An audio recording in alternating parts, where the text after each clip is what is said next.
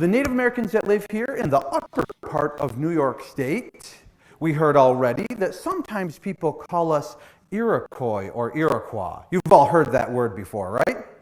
All right, yeah, I'm sure you have. So, that name, though, comes to us from another group of people that came across the ocean starting about 400 years ago. About 400 years ago, people started coming from other countries, like the Netherlands. We call them Dutch people. They came from England, they came from Spain, they came from Sweden. But around here, the people that first came to this area, they came from France. And when those French people came across the ocean 400 years ago, you might remember this guy. His name was Samuel de Champlain. We heard that name before? Yeah. Well, when Sam came across the ocean, he made friends with some other Native Americans. And these Native Americans spoke a completely different kind of language than the people that lived here. Usually we call them Algonquin or Algonquian. You've heard that word, haven't you? Yeah, okay, look at all these words you guys already know. So, these Algonquian-speaking peoples, they didn't like the people that lived around here very much. And in their languages, they called us Iroquois.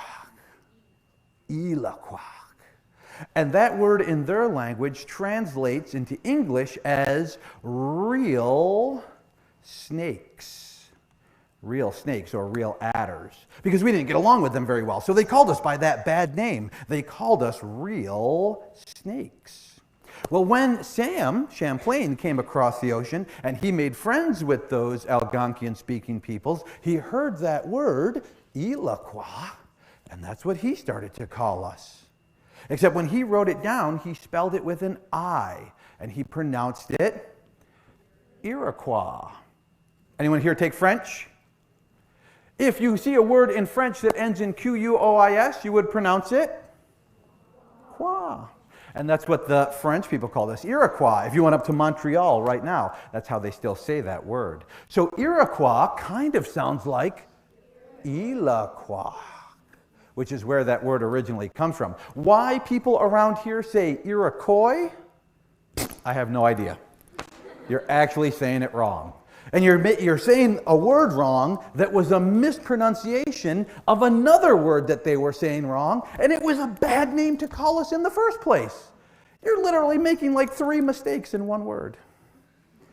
Now, the word that we have for ourselves in our own languages is not Iroquois or Iroquois. Like I said, that's what the French people called us. In our own languages, we call ourselves Haudenosaunee.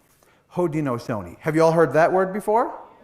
All right, excellent. Haudenosaunee is the name that we were given a long time ago when 5 different tribes joined together to live in peace with one another. And I'm sure you've heard the names of the 5 tribes. There was the Mohawk, who lived right around here where we are today. There was also the Oneida, the Onondaga, where I come from. That is the type of Native American I am. There was also the Cayuga, and there was the Seneca, which is where my dad comes from.